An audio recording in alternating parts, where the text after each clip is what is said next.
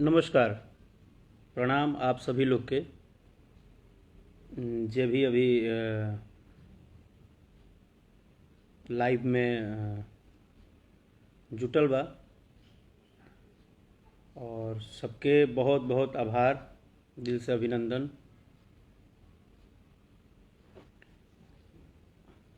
आज जौन लाइव हम आइल बनी ये एगो बहुत ही गंभीर मुद्दा भी बा और गंभीर समस्या भी बा, जौना पे कि हम आप सबके बतावल भी चाहतनी, आप सबके सुझाव भी चाहतनी और आप सबसे हम बात भी कर चाहतनी।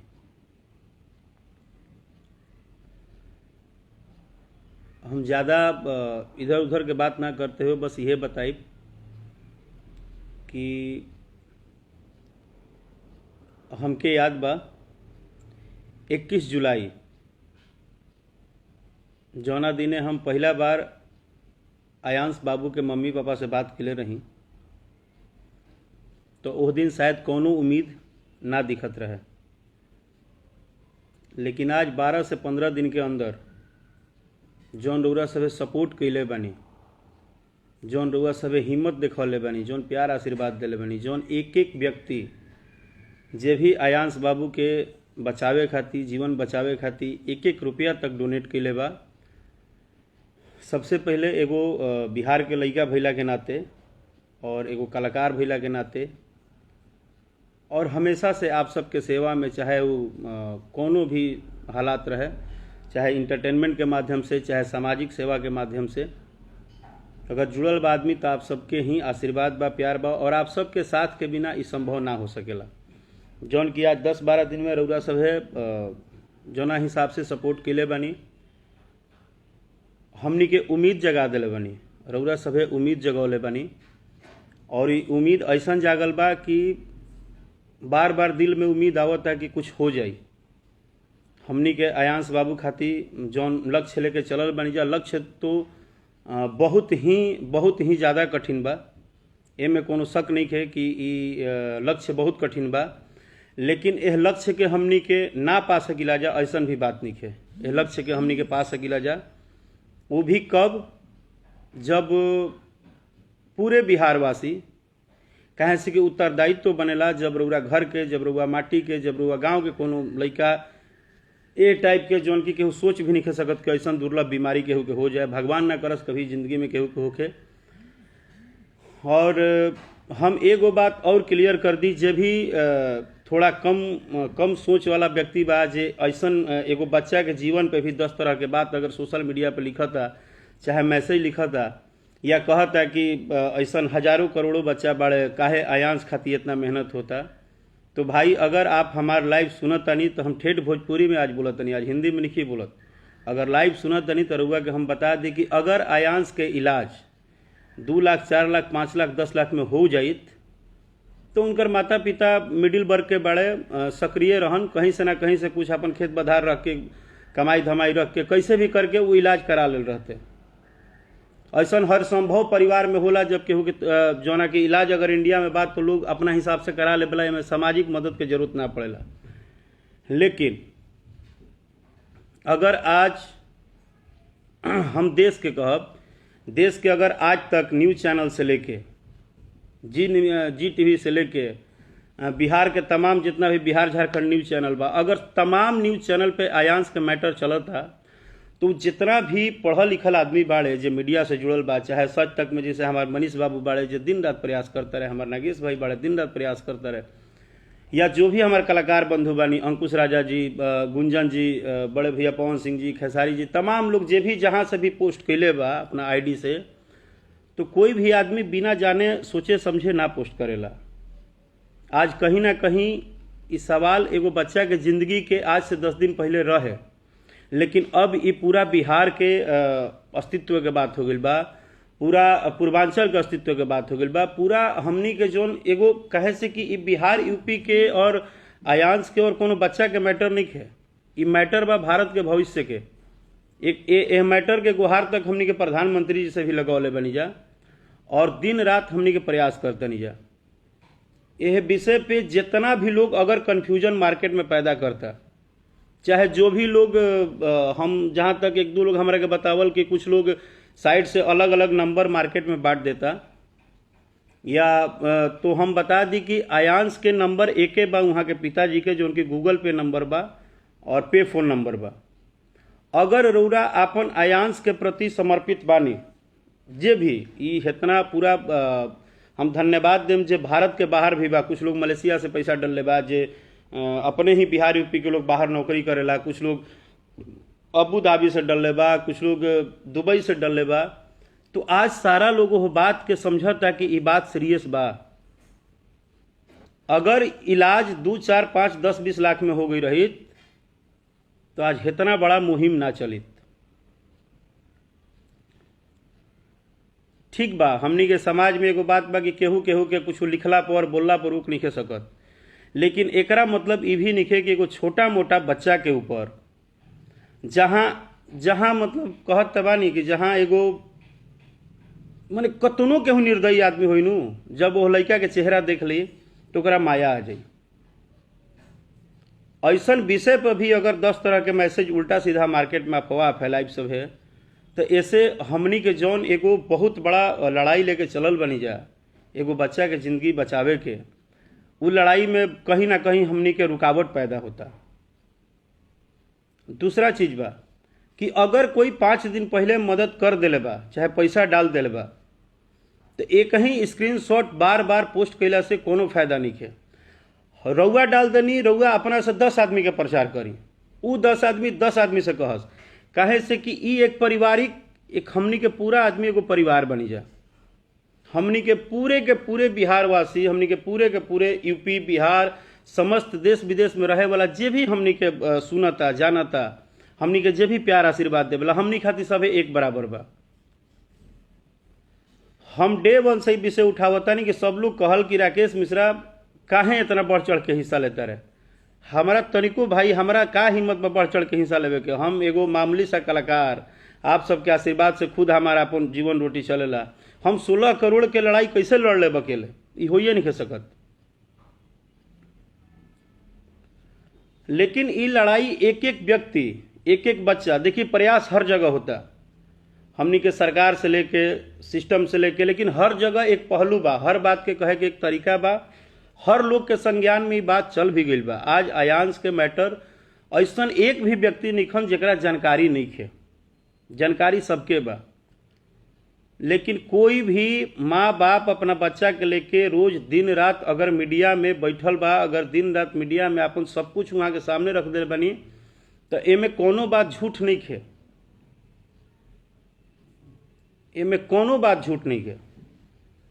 ये चलते हमार हाथ जोड़ के नम्र निवेदन बा कि आयांश के नाम पे कोनो भी तरह के अफवाह, कोनो भी तरह के निगेटिव बात, कोनो भी तरह के गलत मैसेज मार्केट में रउरा सभे फैलावे की कोशिश मत करी। जे भी 1-2% लोग बा, जबकि आज 90% व्यक्ति, 95% नहीं कहत, 99% लोग, सब लोग अपना दिल पर ले ले बा आयांश के घटना के। सब लोग जानता कि भगवान ना करस कि जिंदगी में केहू के बच्चा के साथ होके। और जे भी सवाल पूछा था कि एगो आयांश खातिर हुआ खड़ा बनी, आपके हम भरोसा दिला दी कि कल आयांश वाला घटना अगर हमनी के संभाल लेता नहीं जा, अगर आयांश बाबू के बचा लेता नहीं जा, तो हमनी के पूरे देश में यह बात की चर्चा हुई कि हमनी के आम पब्लिक आम जनता जुड़ के और एगो बच्चा के जिंदगी बचा लस। वो दिन हर व्यक्ति के गर्व से सीना चौड़ा हुई कि हमनी की जो मेहनत के निजा वह सामने दिखा था। ई लड़ाई हर एक व्यक्ति के बा, चाहे बुजुर्ग होके, बड़ा होके, जवान होके, बच्चा होके। अगर जेकरा भी ई बात समझ में आवता कि ना ई घटना बहुत बड़ा बा, ई बीमारी बहुत बड़ा बा, केहू के अगर ऐसा दुर्लभ बीमारी हो जाई तो केहू कतनो पैसा वाला व्यक्ति होई, फिर भी अकेले जल्दी कईल बहुत मुश्किल बात बा, बहुत ही मुश्किल बात बा। आज हम जो कुछ भी बनी, हम भोजपुरी कलाकार हैं, हम भोजपुरी भाषा खाई ले, भोजपुरी भाषा से हमरा जानल जाला, तो हम यूपी बिहार के एक एक जनता के हम आशीर्वाद हैं। एक एक भगवान रूपी हमरा के दर्शक बंधु, हमरा के जनता जनार्दन एह लेवल पे हेजा पहुँचैले बा। चाहे हम जितना में बानी, हम 1 रुपया में होकी, 2 रुपया में होकी, 2 लाख में होकी, 10 लाख में होकी, करोड़ में होकी, लेकिन हम जहाँ भी बानी इरौरा सभे के आशीर्वाद से बानी।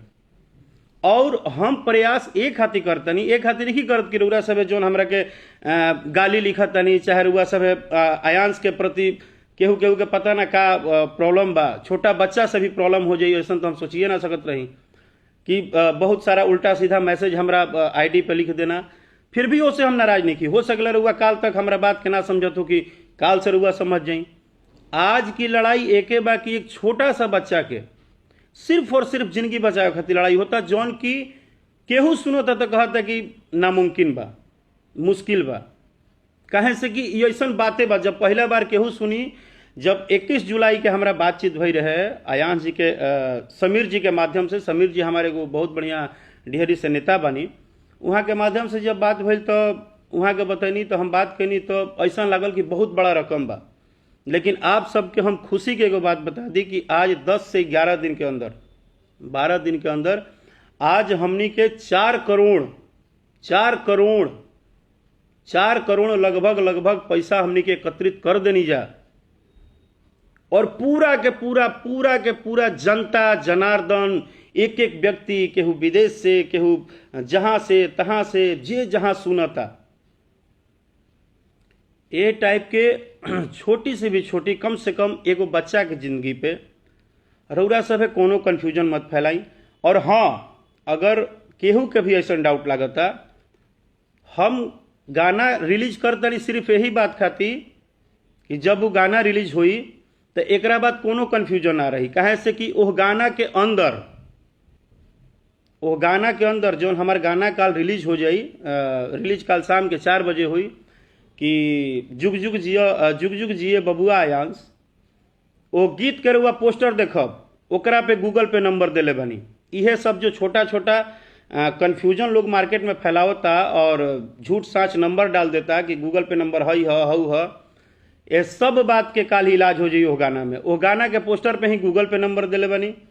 गाना के अंदर में पूरा अकाउंट नंबर रउरा, केहू के अगर बात पर भरोसा नहीं है तो रउरा जब वो गाना के देखब, वो गाना आरएमपी म्यूजिक से काल शाम के 4 बजे रिलीज हुई आयांश बाबू के।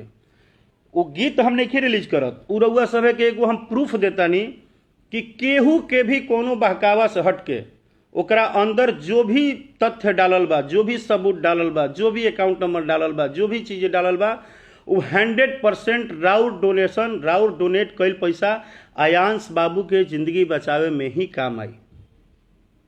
100% गारंटी के साथ कहतनी। हम ई प्रयास एगो गाना गावे खातिर और हम अपना पब्लिसिटी खातिर भगवान के आशीर्वाद से नहीं करत। ईश्वर जानता रहे कि हम डे 1 से काहे खातिर मेहनत करते नहीं। हम बहुत लोग के कड़वा बात सुननी है, बहुत लोग के कड़वा बात सुनी है, बहुत लोग के गलत मैसेज, आरोप प्रत्यारोप सब कुछ सहता नहीं मन में। हमहू कलाकार हई, हमरो मन में दुख होला कि अगर एक कदम हम आगे बढ़ा के कोनो प्रयासरत काम में लागल बानी तो हम एक खातिर लागल बानी कि हे माता, हे माँ वैष्णो देवी, हे ईश्वर, हे महादेव, और समय चलता हमनी के एगो ऐतिहासिक काम कर लीजा। हमनी के अपना बिहार के बच्चा के, अपना बिहार के लाल के, अपना घर के लड़का के बचा लीजा। हमनी के पूरे भारत में इनाम रोशन करी जा। पूरे भारत के लोग अगर जे भोजपुरी ना भी सुनत हुई, अगर हमरा लाइव के रुआ सब शेयर करतनी और अगर घर घर तक पहुंचावतनी है बात के, काल शाम के 4 बजे जब आरएमपी म्यूजिक चैनल से, आरएमपी म्यूजिक जब रुआ सब यूट्यूब पे सर्च करब, वो चैनल पे गाना हम एक खातिर डलनी है। हम आरएमपी म्यूजिक पे गाना कहाँ डलनी है, इहो सवाल रुआ हमरा से कर सकिला। काहे से कि ओकरा पर आवेला हर चीज हमारा कंट्रोल में रही। हम उस सारा के सारा लागत आयांश के जिंदगी बचावे खातिर कर सकिला, हमरा केहू से पूछे के ना पड़ी। अगर रउरा वो चैनल के काल सब्सक्राइब करब, काल रउरा जब वो चैनल पे गाना सुनब, अगर चैनल के माध्यम से गाना नहीं आवत रउरा भी, रउरा खाली यूट्यूब पे जाके सर्च कर दे कि जुग जुग जिए बबुआ आयांश, रउरा अपने आप गाना मिल जाए। लेकिन इस सब चीज एक खातिर देता नहीं कि जो भी छोटा मोटा कंफ्यूजन बा दिमाग में, और दूसरी चीज कि आज से 10 दिन पहले हमनी के आशा ना रहे, अब हमनी के अंदर ऊर्जा रउआ सभे दिले बनी। अकेले चाना कबो भाड़ ना फोड़ेला। और आयांश के मैटर, अगर बार बार हम कहते नहीं कि आयांश के मैटर 2, 4, 5, 10 लाख के बीमारी से दूर होखे वाला रहित, इंडिया में इलाज होखे वाला रहित, तो आज केहू कानो ना जानित। हमनियों के शायद ना जानती जाए, लेकिन आज कम से कम हो सकेला कि आयांश बाबू, हम शुरू से कहते नहीं कि आयांश बाबू एगो बच्चा के रूप है। बच्चा मतलब भगवान, बच्चा का रूप का मतलब होता है कन्हैया जी, कृष्ण भगवान, श्री हरि नारायण का रूप। हो सकेला कि भगवान विष्णु के रूप में कुछ कुछ हमनी के परीक्षा लेते हुई हैं, हमनी के इंसान के परीक्षा लेते हुई हैं कि हमनी में कतना एकता बा, कतना हमनी के दूरी बानी जा, कतना एकता बा, कतना हमनी के कर सकीला जा, कतना नहीं जा कर सकत, कतना मेहनत करब जा। हमनी के आज सिर्फ और सिर्फ एक ही बात के परिचय देवे के बा, एकता के, कि हम मानव जीवन में सभी एक हैं। कभी भी किसी के ऊपर अगर कहीं किसी के कंट्रोल से ऊपर का संकट आता है तो हम सब लोग एक साथ मिल के लड़ेंगे, हम सभी लोग एक साथ डट के मुकाबला करेंगे। स्थिति तो ई आ गई बा कि अभी तक रउआ सभे जौन जोड़ लगौले बनी, अब एकरा से रउआ सभे के और ज्यादा जोड़ लगावे के पड़ी। अब रउआ सभे के आयांश खातिर एगो आंदोलन के रूप लेवे के पड़ी, पैसा डोनेट करे में। रउआ सभे आयांश से मिलत तानी नहीं मिलत, आयांश का भी सिर्फ और सिर्फ जरूरत पैसा के बा। हमनी के आज 4 करोड़ अगर हमनी के जुटा सकीला जा तो हमनी के अगर तहे दिल से अगर एक एक व्यक्ति, हमारा जे भी लाइव के सुनता, हमारा बस दर्द के समझी कि हम का कहल चाहते नहीं, अगर एक एक व्यक्ति लग जाए, हिम्मत बटा देवे, हाथ बटा देवे, एक दूसरे से बोलना शुरू कर दे कि का हो गई भैया, 20-50 रुपया 100 रुपया तो ऐसा ही खर्चा हो जाला, डाल दो ना, एगो बच्चा के जिंदगी के सवाल बा, 50 रुपया डाल दो।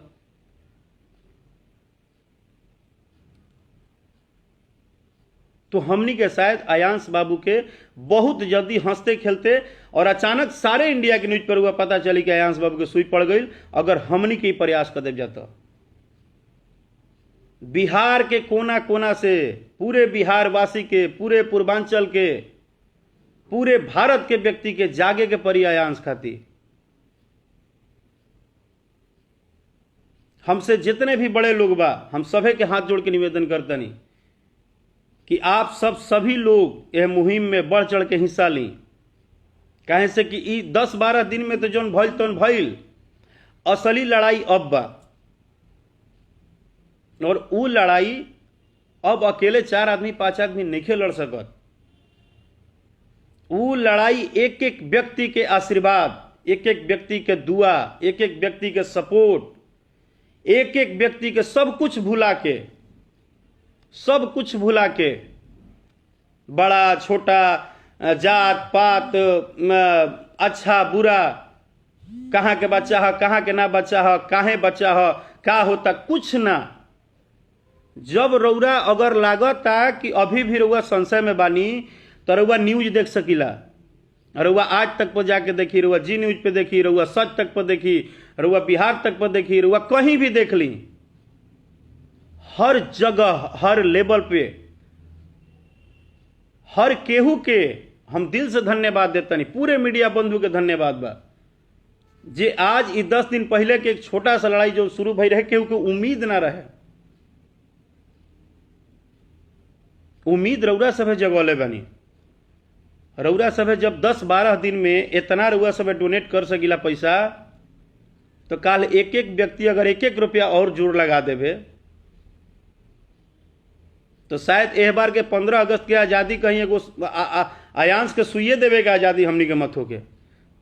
और आयांश बाबू क्या है, आयांश बाबू को पता भी है कि कौन क्या कर रहा है।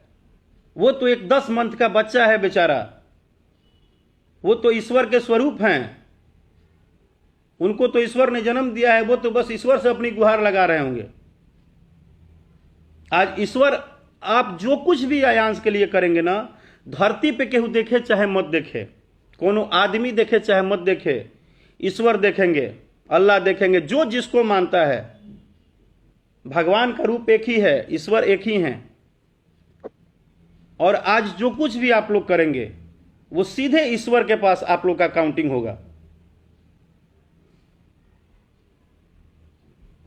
मैं आज पहली बार बोल रहा हूं मैंने कुछ अपने जो भोजपुरी में यूट्यूब चलाने वाले मित्र हैं, आज मुझे बहुत खुशी हुआ। मैंने जब आज यूट्यूब पे देखा कि जो लोग सभी कलाकार का अलग अलग अपना न्यूज़ चैनल चलाते हैं, सभी कलाकार के गाने का प्रमोशन करते हैं, सभी कलाकार की बातें रखते हैं, उनका न्यूज़ बनाते हैं, लेकिन आज वो सब लोग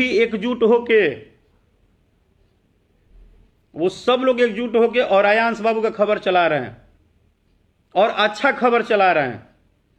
वो भी अपने माध्यम से प्रचार कर रहे हैं कि नहीं, आयांश बाबू को मदद किया जाए। रउरा अगर पैसा डाल देनी तो ओकरा के अब 4 बार 5 बार सोशल मीडिया पे मत डाली। रउआ भगवान भी अपन नाम लिखवा देनी, रउआ मदद कर देनी तो ओकरा बाद ओकरा के अब कहीं मत डाली, काहे से कि कंफ्यूजन होता। एक पैसा के स्क्रीनशॉट लेके अगर रउआ 20 बार डालब तो केहू के ना समझ में आई। रउआ डाल देनी, अपना बात फिर 10 लोग के बोली, अपना बात फिर 10 लोग के बोली।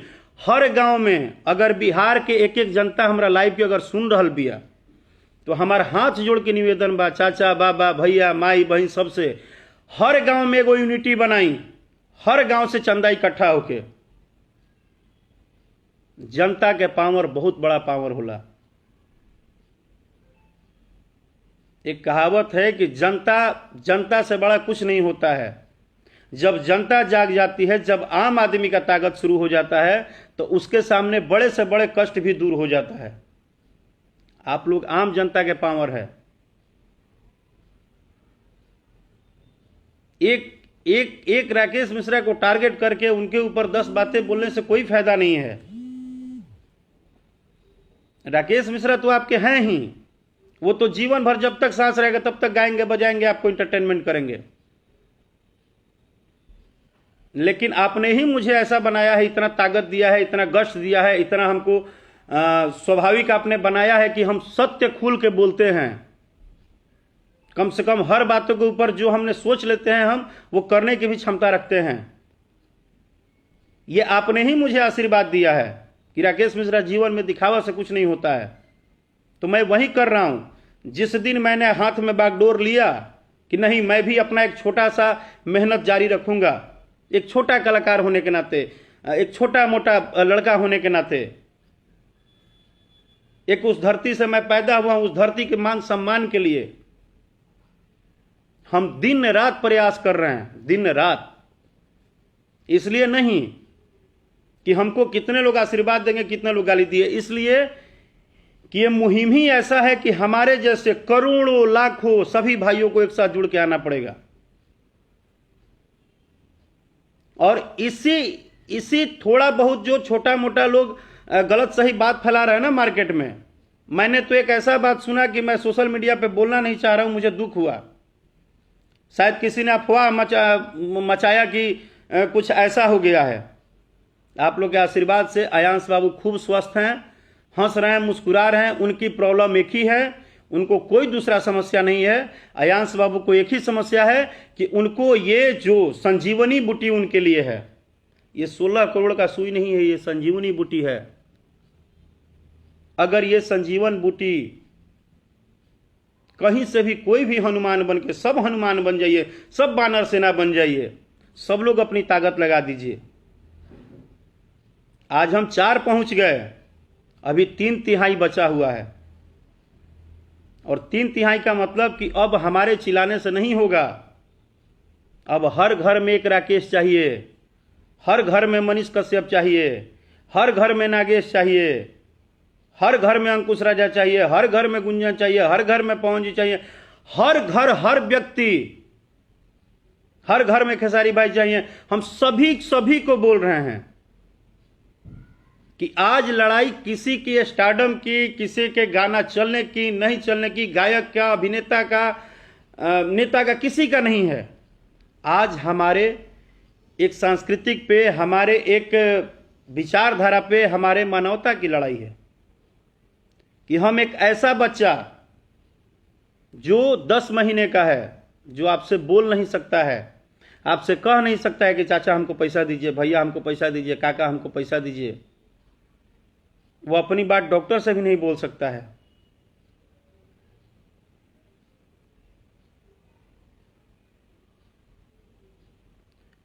उस बच्चे को हम लोग को बचाना है भाई। वो हम लोग आज स्वाभिमान हो गया है।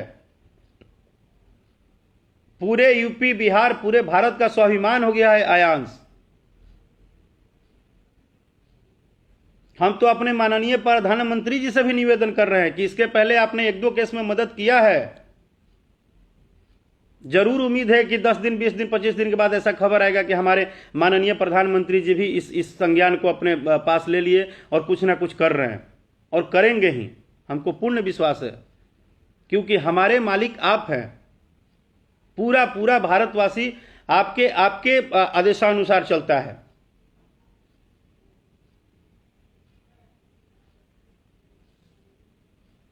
और जिनको भी अगर डाउट लग रहा है तो कल शाम को 4 बजे वो गाना नहीं है। अगर आपको लगता है कि राकेश मिश्रा और सभी कलाकार के जैसा गाना ही गा दिए हैं, वो गाना नहीं है। गाना सुनेंगे ना तो अपनी माँ के साथ आपके माँ के आंख में आंसू आ जाएगा। अगर भाई के साथ सुनेंगे तो भाई का आंख भर जाएगा। पिताजी के साथ सुनेंगे पिताजी के आंख में आंसू आ जाएगा। बहन के साथ सुनेंगे बहन के आंख में आंसू आ जाएगा, क्योंकि वो गाना नहीं है।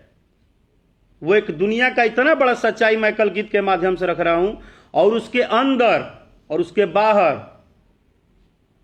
क्योंकि मेरे अंदर ना, जो भी लोग मुझे उल्टा सीधा मैसेज करते हैं, बता दूं, हृदय जानता है, ईश्वर जानते हैं कि हम किस तरह से बाबू के लिए लगे हैं। अगर मैंने आरएमपी म्यूजिक पे वो गाना कल 4 बजे रिलीज कर रहा हूं, तो उस गाने का गाने मत समझिएगा। अगर आपके हाथ में ताकत होगा, अगर आप बहुत शेयर कर सकते हैं, तो उस गाने को पूरे इंडिया में हर व्यक्ति के घर में पहुंचा दीजिएगा। मेरा यही आपसे निवेदन रहेगा। अगर आप उसको जितने घर में पहुंचाएंगे ना, जितने लोगों के मोबाइल में पहुंचाएंगे, समझिए कि डायरेक्ट वो पैसा आयांश के घर में आएगा, क्योंकि हमने ऐसा काम किया है। हो सकता है मैं अभी लाइव में बोल रहा हूं, कल सुबह और 10-5 लोग अपने चैनल पे गाना आयांश का डालने के लिए पोस्टर पे लगा दें, लेकिन वो वैसे नहीं कर सकते हैं जैसे राकेश मिश्रा ने किया है, क्योंकि मेरी लड़ाई सत्य के साथ है। मुझे एक ही बात पता है, सोते और जगते मुझे आधे लोगों ने पागल करार दे दिया है कि राकेश मिश्रा पागल हो चुके हैं। और भी तो देश में बच्चे हैं भाई, और भी बच्चे हैं, तो भगवान की कृपा से किसी बच्चे को ना हो। और कल अगर हमें पता चलेगा तो हम उसके लिए भी ऐसे ही लड़ाई लड़ेंगे। जो नहीं हो सकता है किसी से, जो किसी भी मिडिल क्लास के मां बाप से नहीं हो सकता है, तो उसको समाज ही पूरा करता है। और मैं चाहता हूं कि अगर आप आयांश बाबू को प्यार करते हैं, अगर आप अपनी धरती से प्यार करते हैं, अगर आप भारतवर्ष से प्यार करते हैं, अगर भारत की मिट्टी से प्यार कर सकते हैं या करते हैं, तो आप कुछ मत कीजिएगा।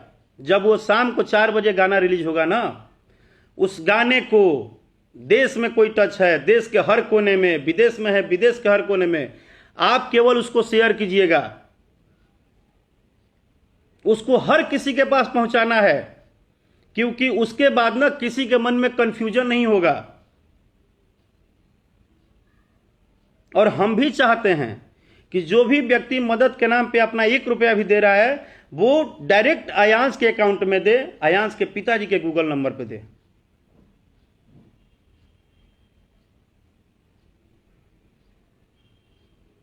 मेरा तो निवेदन बस यही चल रहा है। हम कहां, मुझे तो 2000 गालियां भी पड़ रही है तो मैं कुछ नहीं बोल रहा हूं, जबकि पूरे भोजपुरी इंडस्ट्रीज को पता है कि बचपन से लेके आज तक सिर्फ और सिर्फ मैं एक ही बात के लिए बदनाम हूं कि मैं स्ट्रेट फॉरवर्ड बोलता हूं, मैं स्पष्ट बोलता हूं, जो बात होता है उसी पे बोलता हूं। अगर मुझे भी मक्खन पालिश आता अगर करने, मुझे भी मीठा बोलने आता, मुझे भी चीजें करने आता, मुझे भी एडवर्टाइजमेंट करने आता, तो मैं कर लेता। नहीं कर पाता हूं, क्योंकि आप लोगों ने मुझे आशीर्वाद देके बनाया ही ऐसा है कि जब भी बोलता हूं स्पष्ट बोलता हूं, चाहे बात कोई हो। और जिस मुहिम के साथ जुड़ता हूं तो तन मन धन लगा के जुड़ता हूं, दिल लगा के जुड़ता हूं। तो मेरे प्यारे भाइयों, जो मुझे 1-2%, 5% लोग अगर मुझे गलत भी बोलते हैं, हो सकता है कल तक मैं आपके लिए गलत हूंगा, लेकिन एक छोटा बच्चा के ऊपर इस तरह का टिप्पणी मत करिए आप लोग। मुझे जितना बोलना है बोलिए, आयांश के ऊपर गलत सलत मैसेज मत करिए। रो देता है मन यार, बस बोल नहीं पाते हैं, क्योंकि कौन किस कमरा से कहां से बैठ के मैसेज कर रहे हैं हम जाके पता तो करते नहीं हैं। तो प्लीज, आप नहीं मदद कर सकते हैं, आप बहुत क्रूर हैं, आपके पास दिल नहीं है, आप इंसान नहीं हैं, बट किसी और को तो मत खराब कीजिए उल्टा सीधा बोल के। मैं निवेदन करता हूं, और ये जितनी भी कंफ्यूजन 2-4-10% फैलाई जा रही है, कल शाम को 4 बजे जुग जुग जिए आयांश बाबू, जुग जुग जिए बबुआ आयांश, जब ये गाना रिलीज होगा तो शायद हर लोग मुझे मैसेज करके बोलेगा कि भैया सच में आपने तो एकदम से मतलब ऐसा कर दिया कि अब हमें कोई कंफ्यूजन ही नहीं होगा।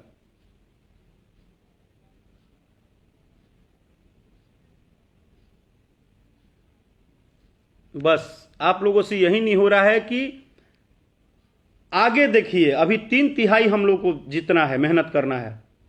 सभी लोग जुड़ के मेहनत कीजिए। सिर्फ आप डाल दिए, आपको बहुत बहुत धन्यवाद। डालने के बाद आप अपने से जुड़े 2000, 4000, 5000 लोगों से डलवाइए।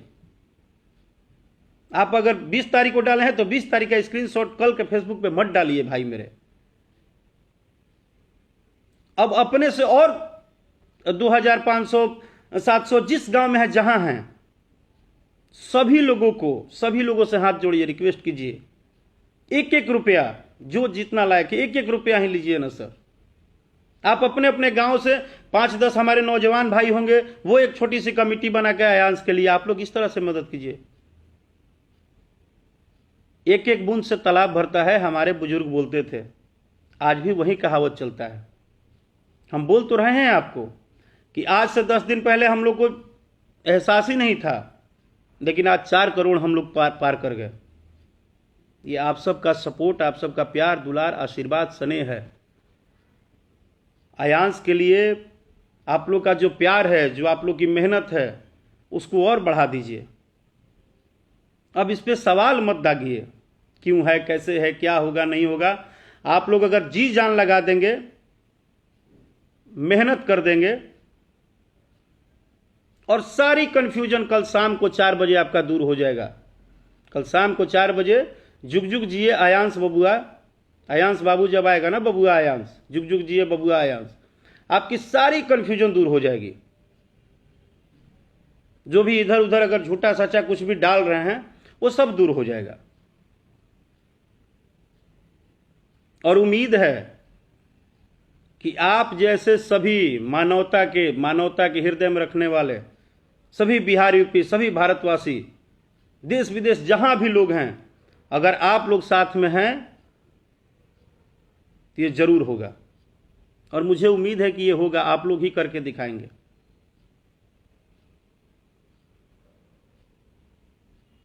और आप लोग छोटी से छोटी कंफ्यूजन को खुद दूर कीजिए। अगर कोई सोशल मीडिया पे कंफ्यूजन पैदा कर रहा है, आप लोग दूर कीजिए।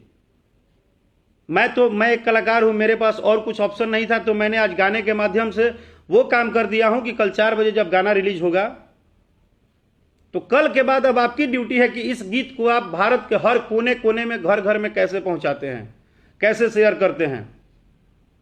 और पहुंचा के आप देखिए, अगर उसके 10 दिन के बाद आपको उसका डबल फायदा नहीं समझ में आया तो आप कहिएगा।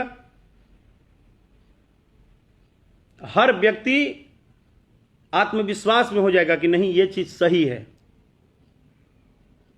ये चीज सही है। इतने रात को आप सबको हम थोड़ा परेशान किए। बात एक जिंदगी की है, बात जज्बात की है, बात दिल की है, बात मानवता की है। और आप सबको आई लव यू यार। हमारे भगवान आप ही लोग हो। एक सेवक के रूप में आप सबसे अर्जी लगा रहा हूं, सभी लोग मिलके इतिहास कायम कर दीजिए। चलिए, इस बार ये जनता का पावर ही हम लोग मानेंगे। अगर हम लोग कामयाब हो गए तो, और हो जाएंगे। माँ वैष्णो देवी का, महादेव का कृपा रहेगा तो हम लोग होंगे। बस आप लोग का साथ थोड़ा और ज़्यादा मिले ना। अगर दुगना तिगना बल से, जैसे मैंने बोला कि हर गांव में पांच पांच हमारे भाई वो जुड़ के और हर किसी को सुना दें। अगर हमारा गीत आ रहा है तो हर किसी को पहुंचा दें, मजा आ जाएगा भाई। आप सब अगर एकदम ताकत बन जाएंगे ना, ताकत तो है ही आप लोग। थोड़े बहुत अगर नाराजगी भी है तो मैं क्षमा चाहता हूं। मेरी किसी बात से अगर त्रुटि से, अगर मेरे किसी भी बात से आपको थोड़ी सी भी कुछ प्रॉब्लम भी हुआ होगा तो क्षमा कर दीजिए। छोटा सा बच्चा को आप सबका सपोर्ट चाहिए। बहुत बहुत धन्यवाद। जय हिंद।